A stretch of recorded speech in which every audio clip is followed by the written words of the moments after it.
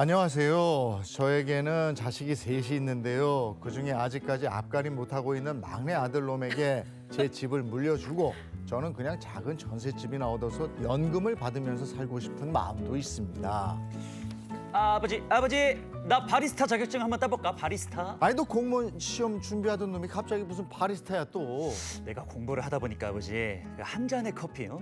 그 한 잔의 커피가 주는 행복이 너무 좋은 것 같아요. 저는 사람들에게 행복을 나눠드리고 싶어요. 그러니까 다른 사람한테 말고 나한테 행복을 좀 전해줘라 제발. 어? 하는 공부는 안 하고 뭐 이렇게 자꾸 딴 길로 빠지려고 그래. 에헤, 아버지 또 뒷목 잡지 말고 제 말 좀 잠깐 들어보세요. 내가 바리스타 자격증을 따고 목 좋은 곳에다 카페 하나만 딱 내면은 단골 입주 딱 하고 게임 끝, 브레인 끝, 행복 시작입니다. 제가 돈 벌게 해드릴게요, 아버지. 야 이놈아 카페 딱 차리면 게임 끝 너랑 끝. 나이 30 다 돼서 이게 철딱서니가 없어 어떡해. 아니 그러지 말고 나 한 번만 믿어주세요. 진짜 자신 있다고요. 공부는 내 체질이 아닌 것 같아. 내 적성이 아니야. 장사 체질인 것 같아요, 아빠. 너 어디 가서 물어봐라. 장사가 쉽나 공부가 쉽나. 공부가 제일 쉬웠어요. 너 그 말 몰라? 아버지 언제적 얘기를 하시는 거예요, 진짜. 진짜 한 칸짜리라도 좋으니까 저 카페 하나만 얻어두세요. 진짜 잘할 자신 있다니까요. 아휴 자식이 아니고 왼수입니다 왼수. 평생 골머리 썩느니 일찌감치 줄 거 주고 잘 살아라 이러고 싶은데 저는 정신머리로 다 탕진해 버릴까 봐 걱정도 됩니다. 차라리 다달이 얼마씩 나눠주는 게 나을까 싶기도 한데 방법이 있을까요? 그러고 나면은 우리 부부 사는 데는 또 별 문제가 없을지 그것도 궁금합니다. 정말 인선 씨 연기 왜 이렇게 잘하는 거예요? 뭐 얄미워. 실제로 이런 거 아니죠? 실제는 아닌데 막내 아들이라 그래가지고 이 마음을 알 것 같습니다. 야, 근데 아버지가 진짜 뒷목 잡으실만 해요. 뭐 말하면 갑자기 카페가 탁 하고 생기는 거예요? 그거 아니잖아요. 야, 이게 불행이 끝날지 아니면 불행이 시작될지 그건 잘 모르겠지만 같은 막내 아들이지만 우리 막내 아들 정신 좀 차리셔야 될 것 같습니다. 정리를 해보자면 자식이 셋 있단 말이에요. 출가를 했는지 어쩐지 모르지만 하여간 막내 아들 때문에 골치 아파요. 네. 공무원 준비하고 있는데 그걸로 봐서는 이제 미혼인 것 같고 카페 차려달라는데 네. 도피죠 도피. 공부하다가 그냥 안 되니까. 그렇죠. 이래가지고 그게 잘 되겠습니까? 그러면서 뭐 장사가 체질이야 하는데 아, 장사 해본 아니죠, 적도 아니죠. 없거든요. 맞아요. 그런데도 아버지 이제 겉으로는 뒷목을 잡으시면서 지금 속으로는 정말 고민이 되시는 것 같아요. 집을 미리 물려줄까? 이런 생각을 하고 계세요. 마음이 또 여리신 것 같아요. 그렇죠. 아버지만큼은 정말 겉바속촉. 아들이 있던 츤데레신데 네. 자식 걱정해 주는 건 역시 부모님밖에 없지 않나 그런 생각이 들어요. 그런데 이제 문제는요. 이 댁에 등장하지는 않았지만 지금 자녀가 3명 있다라는 거잖아요. 그중에 이제 아픈 손가락 막내 아들을 좀 챙겨주고 싶으시다라는 건데 저는 살짝 걱정이 됩니다.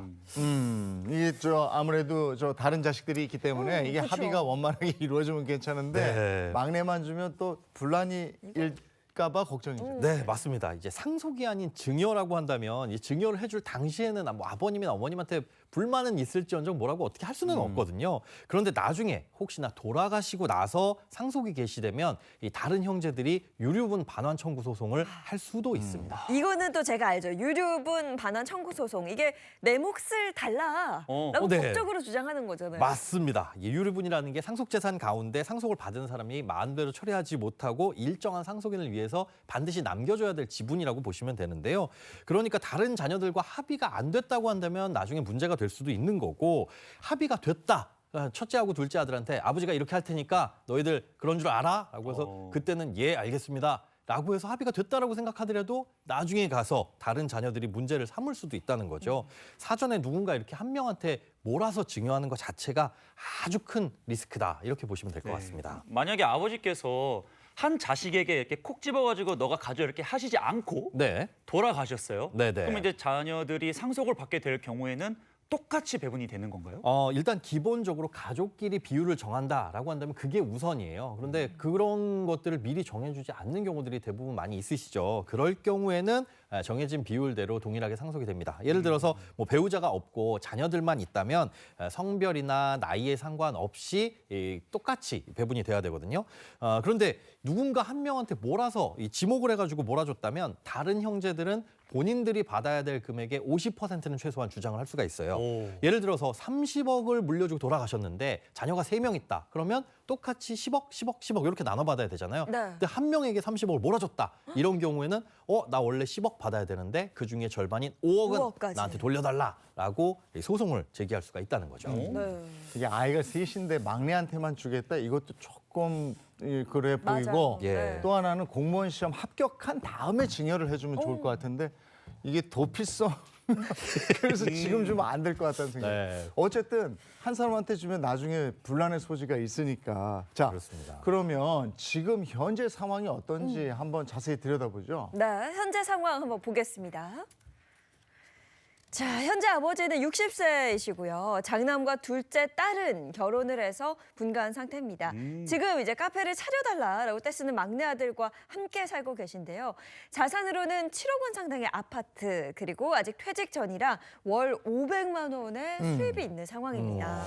7억 아파트 이걸 막내에게 준다. 일단은 증여란 말이에요. 네. 그럼 그렇죠. 증여세가 이게 만만치가 않을 것 같은데. 그렇죠. 야, 이거 지금 카페 차려달라고 하는 거 보면은 집을 줄 게 아니라 집을 팔아서 줘야 될 것 같은데 예. 이거 현금으로 증여할 때도 세금은 똑같습니까? 네, 부동산으로 증여하든 뭐 현금으로 증여하든 증여세는 똑같습니다. 만약에 7억 원 주택을 증여를 해준다라고 한다면은 한 1억 3,500만 원 정도의 증여세가 나오고요. 그 기한 내에 성실히 증여세를 신고하면 3%의 세금을 깎아줍니다. 그러니까 실질적으로 증여세는 1억 3,095만 원이 될 겁니다. 이게 소장님 근데 이게 네. 증여세는 증여하는 사람이 내는 아. 거잖아요. 근데 아버지는 7억짜리 집 주고 세금 1억 3천만 원 내야 되는 상황인데 이중으로 돈이 나가면 이거 너무 출혈 아닙니까? 사실 증여세는 증여를 받는 사람이 내야 돼서 네. 그 증여세 낼 것까지 아버지가 물려주시면 그에 대한 세금도 또 나오거든요. 그러니까 자녀가 이거에 대해서 돈을 물려받으면 그 중에서 세금 내고 하게 되면은 사실은 굉장히 손해입니다. 근데 그것뿐만이 아니라 증여세뿐만 아니라 또 내야 될 게 있습니다. 뭐요? 또 내야 될 거는 뭐예요, 소장님?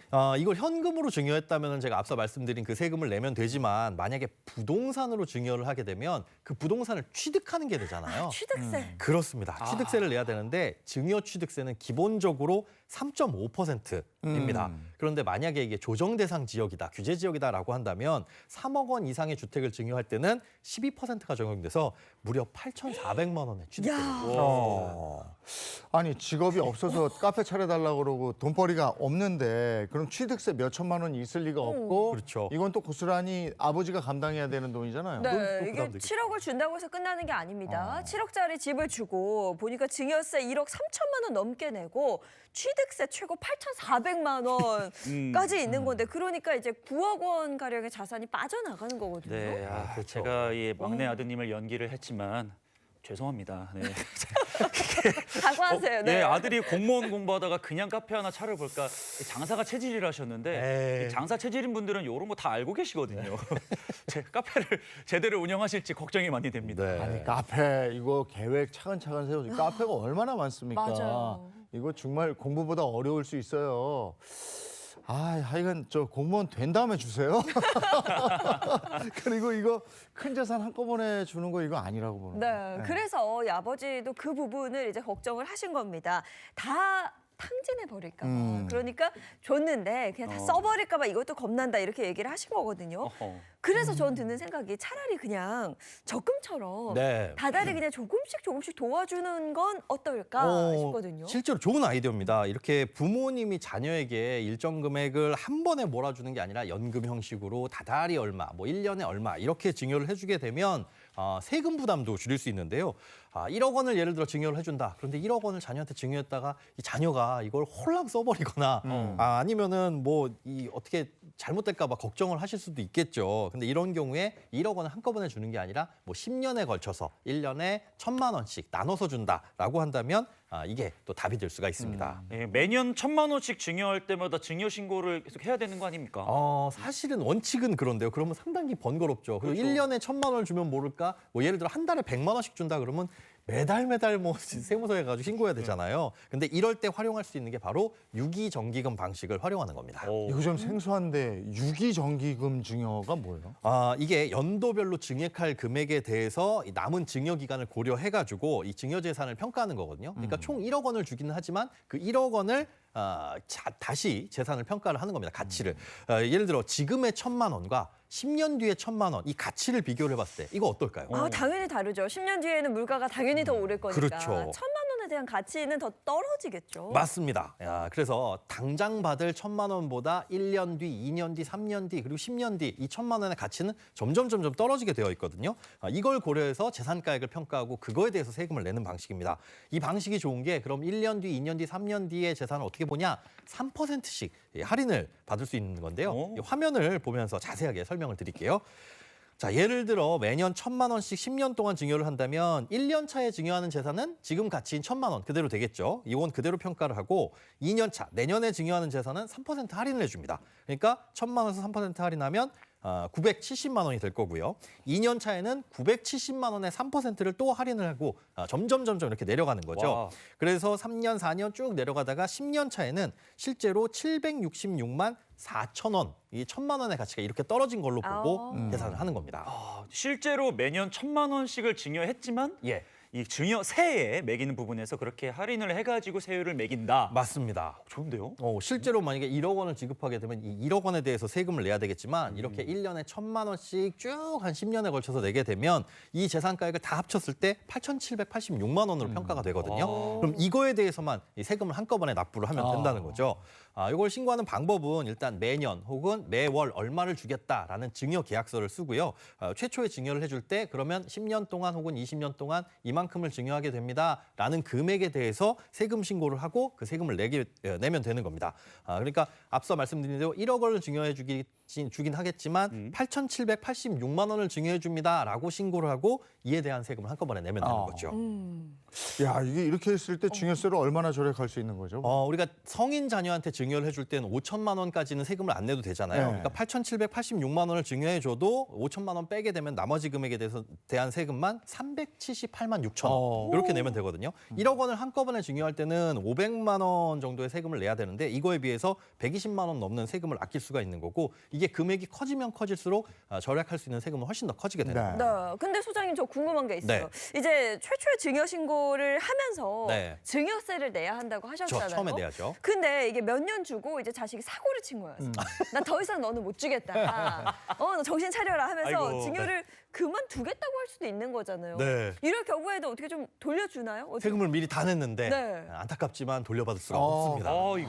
이거 증여를 안 하는데 증여세를 내야 된다. 오히려. 맞습니다. 이게 미리 약속을 하고 국세청에다가 얘기하고 그걸 이제 국세청에서 계산해서 알겠습니다. 요만큼만 세금 내세요 하고 편의를 봐줬는데 이 개인 사정으로 중간에 뭐 못 주겠다. 그러니까 세금 돌려주세요. 이거는 안 된다는 거죠.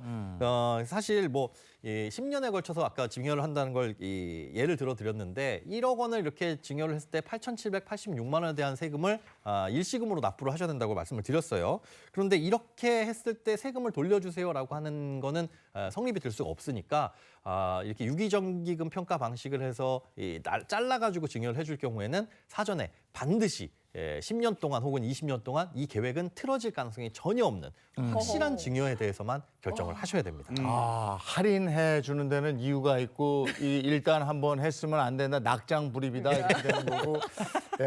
이 방법을 쓸 때 주의할 점은요. 네, 적용 한도도 있어요. 그러니까 1년분 정기 금액의 20배를 초과할 수 없다라고 되어 있는데요. 이게 무슨 말이냐면 예를 들어 30년 동안 매년 1,000만 원을 증여를 한다. 그러면 1년에 증여해 주는 금액은 1,000만 원. 이거의 20배는 2억 원이잖아요. 네. 이렇게 유기정기금 방식으로 평가를 할 수 있는 최대 금액은 2억 원이 최대 금액이라는 거죠. 그러니까 3억 원 중에 2억 원까지만 할인을 해주고 나머지 1억 원에 대해서는 그대로 평가를 하는 그런 방식입니다. 너무 많은 돈을 이런 식으로 하면은 좀 할인율이 너무 크니까 그런 거죠. 감이 좋습니다. 네. 맞습니다. 매년 3%씩 복리의 방식으로 할인이 되거든요. 그러다 보니까 한도를 두지 않으면 이 할인되는 금액이 굉장히 커져요. 예를 들어 어떤 부자가 계신데 매년 1억 원씩 50년 동안 와. 1억씩 딱딱딱딱 해서 50억 원을 증여를 해주겠다. 이걸 이 방식으로 계산하면 대략 26억 원 정도, 한 절반 수준으로 세금도 굉장히 줄어들겠죠. 이런 거 그래서 20배까지만 된다라고 생각을 하시면 되고 앞서 이렇게 설명은 드렸지만 계산 방식이 되게 복잡하잖아요. 그러니까 실제로 이 방식을 이용할 때는 세무 전문가에게 조언을 구하시는 게 좋고요. 또 이렇게 장기적인 증여 계획을 통해 가지고 증여를 하게 되면 뭐 10년 단위로 증여 공제를 받을 수 있으니까 절세에는 상당히 도움이 됩니다. 그리고 그렇게 증여해 준 돈은 자녀 명의 명의의 뭐 연금저축 계좌라든가 이런 계좌를 이용하시게 되면 과세 이연의 장점도 있으니까 뭐 소득세를 절감할 수 있다. 이런 절세 방법도 있을 것 같네요. 증여세를 줄일 수 있는 방법은 이렇게 나눠서 준다. 근데 요거 2억까지 2억까지. 그렇게 된다. 요거 알고 있으면 좋을 것 같고. 근데 아까도 증여를 했다고 해서 바로 기초연금을 받을 수 없다 이러셨는데 네. 나눠서 줄 때는 어때요? 나눠서 줄 때도 사실 마찬가지입니다. 재산을 나눠줄 경우에는 실제로 내가 갖고 있는 재산이 있잖아요. 그냥 1억 원을 10년에 걸쳐서 나눠준다라고 했을 때 올해만 1,000만 원이 줄어들고 그 내년에 또 1,000만 원 줄어들고 그러니까 실제로 감소하는 재산 금액은 사실상 없다라고 볼 수가 있습니다. 그러니까 재산 보유한 것과 똑같다라고 보고 이분이 뭐 기초연금 받는 데는 큰 영향을 못 미치게 되는 거죠. 그렇지만 재산을 보유하고 있어도 그 재산을 소득으로 평가했을 때 그 소득 금액이 그렇게 높지는 않으니까 이 재산 1억 원, 2억 원 때문에 혹은 내가 갖고 있는 이 주택 때문에 기초연금을 못 받지 않을까라는 걱정은 안 하셔도 됩니다. 다만 이분이 직장에 근무하면서 국민연금을 가입을 하셨을 테니까 이 국민연금 수령액 때문에 기초연금을 못 받거나 아니면 적게 받으실 수가 있습니다. 국민연금을 얼마 이상 받게 되면 기초연금을 받을 수 없을까요? 네, 이 소득합이 70%에게 지급되는 게 기초연금이라고 말씀을 드렸잖아요. 2024년 기준으로는 국민연금으로 83만 7천 원 정도 이상을 수령하게 되면 기초연금을 받을 수가 없게 되는데요. 현재 이분 60세라고 하셨는데 아마 직장 생활 오래 하셨으면 한 달에 받는 국민연금이 이 정도 금액은 훌쩍 넘을 테니까 주택을 증여해 주든 안 주든 이거와 상관없이 국민연금 때문에 기초연금을 받을 수 없을 것으로 보입니다. 그러면 이제 방금 말씀 주신 것처럼 집을 증여를 해도 혹은 증여를 안 해도 상관없이 기초연금은 못 받는 거네요. 그렇습니다. 이 국민연금 제외하고 7억짜리 주택만 놓고 본다면 이 7억 원짜리 주택을 뭐 공시가 4억 5천이라고 가정을 했을 때 이걸 소득으로 환산하면 한 달 소득은 105만 원이 됩니다. 그러니까 7억짜리 주택을 보유하고 있으면 한 달에 105만 원 버는 분과 마찬가지다 이렇게 볼 수 있는데요. 다른 소득이나 재산이 없다고 하더라도 기초연금을 받기에는 전혀 지장이 없는 소득 기준이거든요. 그런데 국민연금 때문에 어차피 기초연금 대상이 안 된다라는 겁니다.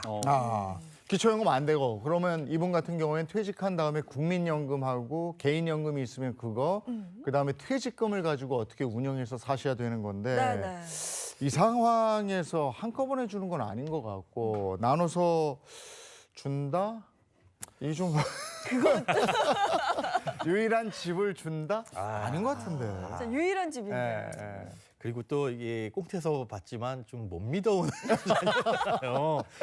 저도 이게 사실 미리 증여를 해주시는 것 자체가 개인적으로 좀 말리고 싶습니다.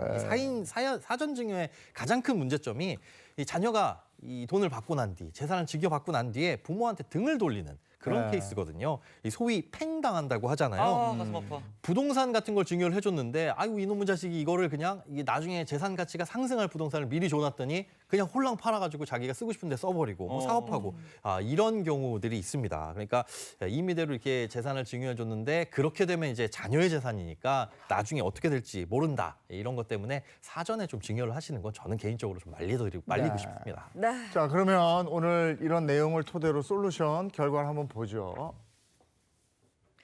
자, 맞춤 솔루션 결과입니다. 오늘은 간단합니다. 사전 증여 추천하지 않는다. 왜냐하면 지금 아들이 하나만 있는 게 아니고요. 위로 형과 누나가 있기 때문에 분쟁이 생길 여지도 있고요. 또 한 번에 큰 돈을 받았다가 또 한 번에 날리는 사고도 걱정이 되시는 거죠. 만약 영이 아들이 못 믿어서 사전 증여를 꼭 하고 싶다라고 한다면 유기정기금 증여 방식 이용하시고요. 이럴 경우에는 매년 3%씩 세금을 아끼실 수 있습니다.